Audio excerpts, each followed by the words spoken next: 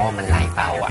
บอกแล้วให้ใช้ไฮเออร์เพราะเครื่องซักผ้าของเขาอะถึงแรงดันน้ำจะต่ำน้ำไหลเบาก็ใช้ได้